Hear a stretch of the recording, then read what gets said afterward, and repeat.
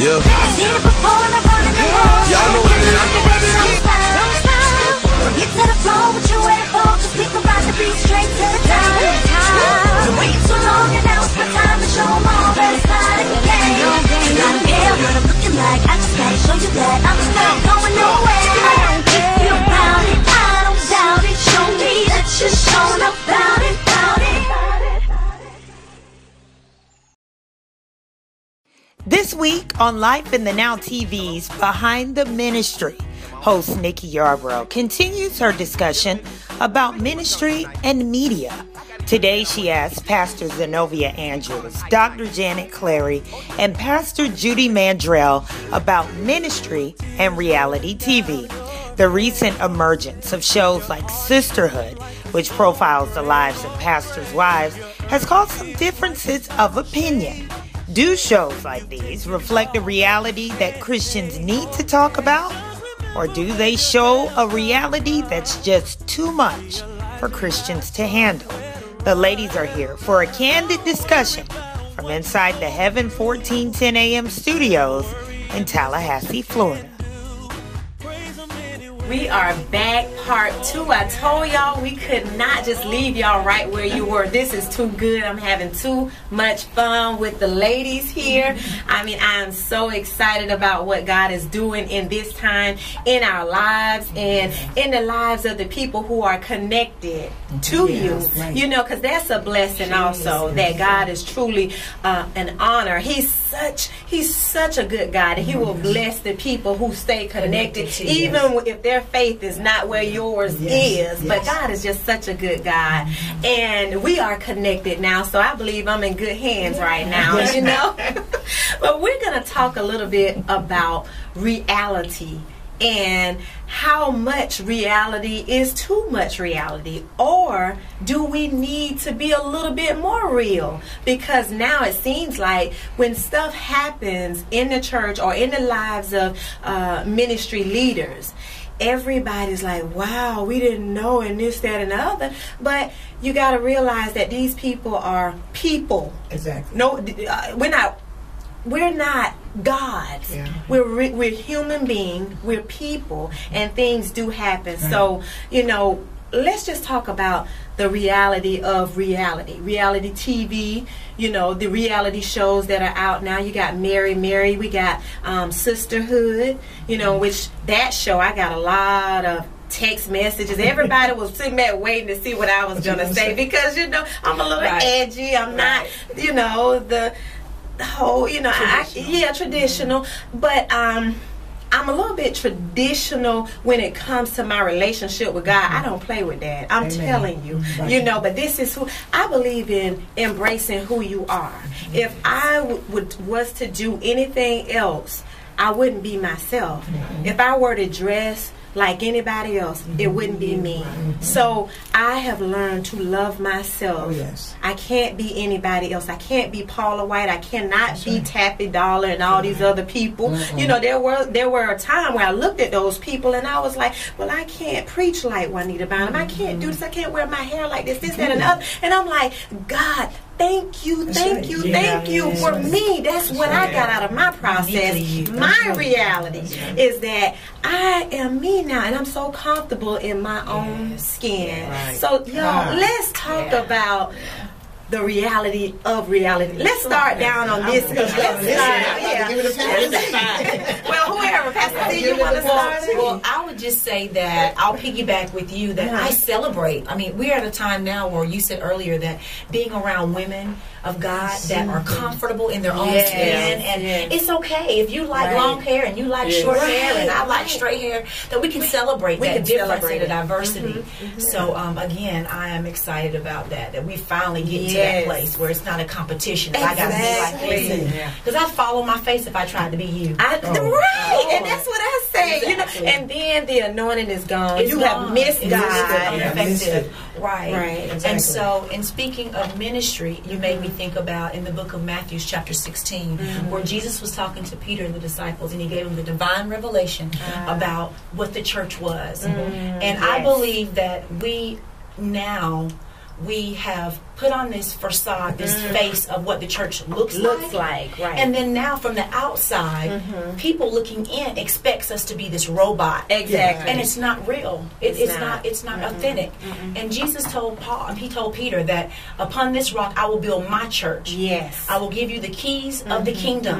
Whatever you bind on earth will be bound in heaven. Whatever you loose will be loose. So we have authority in every situation that we have here in life. And that's the church. The called out, the ecclesia. It's not this other thing of you sitting there and I'm this and I'm prime and I'm proper. It's I think that we have given a false reality of what the church really is. And so now when they see that we do, I go get the garbage bags from the Dollar General store and I pick up the kids and I work and they don't see that as ministry, but that's real. That's real. That's real life. I do homework with the kids. You know, that's real life. Right. So I just think that our perception of church I think we've done our own selves injustice with what we've portrayed. We surely have. But God is revealing that. He's revealing it. And now a lot of us are catching on and we're being comfortable. Just being ourselves. Laugh sometimes. Enjoy yourself. That's Judy. That's what I love about you, because you will. If y'all was me, y'all would kill yourself. Because I am the laughter part of God. I enjoy life. I really do. I was diagnosed with thyroid cancer 4 years ago, June 9th. It was the sign of a pinhead. I had my thyroid removed, and the Lord did a miraculous thing. I can yell, I can ain't holler no scars. Awesome. But what I tell women, be you. Be you. The Lord God sent my doctor off of vacation to come do my surgery. Then he pulled everything back so his big hand can go in there. That is no joke. The whole, he pulled in there. 4 years, no cancer in my body. Oh, Jesus. Nobody but God. When my husband and I was pregnant, lost my baby. I told him he's the reason why we don't have no more, because he said, you never have to go through this again. So I ain't never been through it again. My God. Thank God. You know what? I love your openness about these things, and you're still so happy. You have this joy, and you don't hold that against God, because God has done so much. I mean, some people. Oh God, this is so. I think as women in ministry, women need to hear we can make it. Right. But we need a support system. Yes. And so these reality shows where everybody fight, some of it is real, some of it is they added to it. But like the four of us sitting here, it should. If I'm going through, I should be able to call Sister Mary. I'll call Clary. I pray. I should be able to call. She's in Panama City, but I should be able to call. Sis, if you don't pray for me, I am going to go slap crazy. I'm going to go. Yes. But we want to put on this mask, like we're okay. You know, and I tell the ladies in my church, those with us, look, life is really real. It's real. And sometimes you're gonna wanna. I say the old folks used to sing a song. You can't hurry God. You just got to wait. You gotta wait. You got to trust Him and give Him time. No matter how long. I'm old and young. We need it all. But I've learned that this is what it's all about. Just supporting each other. You know, it ain't us. It's not. It's God. And He want to use all of us. You know, I'm trying not to talk to him, but y'all, this is one of my favorites. I know. The unity of the sisterhood. I love it. And we can just encourage each other. We don't need another talk show now. Right. You know, we got what you call it? You know, we got O, we got N. That's right. I like that. That's what it's all about. Support, and they need to be able to see women. We can look good. Thank you. Can you say that? And it's okay. Yes. And we can have our hair too. We don't have to just we can put on our little makeup. We can do whatever it is that makes us feel good. That's us. That's it. We know God's will. We know. Please enjoy it. But see, that's the problem. A lot of people are not enjoying being saved, and so they will put on a mask, right? And now the world sees that, and so the younger girls that's out there that's watching us, they looking like, I don't want to be saved if it's like that. I don't want that. I don't want that. And you know, they want the real talk. They want the real story. They want, you know, Dr. Clary, how they want the realness about it. That is why, you know, I shifted to a whole different thing. Pastor Mandrell opened my first Awake, Arise, Accomplish. To awaken the women and cause them to arise and to go accomplish what. And the thing is that we're going back to transparency. You know, these people been through something. They've been raped. They've been molested. But the church done camouflaged it. And they have not told anybody about what they went through. But at the age of 9 and 11, I was molested. My God. You know, so it opened up a door, and I'm a spiritual warfare person, so I like to talk about portals and open doors. So when we carry ourselves like we do, and we're open, and Pastor Judy like to make people laugh, you know, but when that word come and deliverance come, but if that word been put out there to let you know, I haven't always been like this. This part that you were saying is a process that I'm coming through now. And so everything that I've been through on your behalf for you. Because this is what we got to do. We got to start telling people we ain't been squeaky queen all our life. Honey, I love Emma Mike Duffy. I ain't no hoe no more. Okay.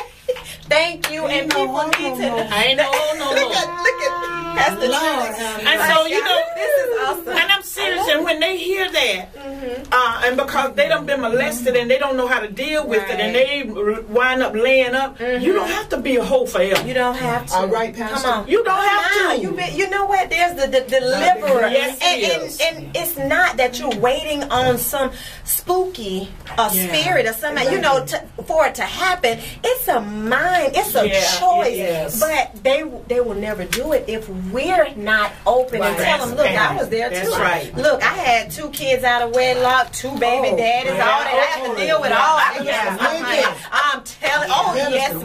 Yes, ma'am. But my kids are now 14, and my daughter's 17. She's about to graduate from high school. My son, I'm telling you, he was going through a time because we were in transition, you know, throughout that divorce and all this is church, and because, you know, when your children been in church 7 days a week, and then they come out of that, you know, out of that whole 7 days a week thing, they have to process things, you know. So he went through a little bout, you know, it affected him. And now when I tell you, Dr. Clary, that boy, he sat up in church yesterday and he was all up in it. He was. And his whole demeanor has calmed down. He loves going to football practice, basketball practice. He's into that. He makes sure his homework is done, you know, and he talks to me like a mom now, because there was a time he wanted to talk back, and you know how big my son is. I will run up on him. I'm just sorry, y'all.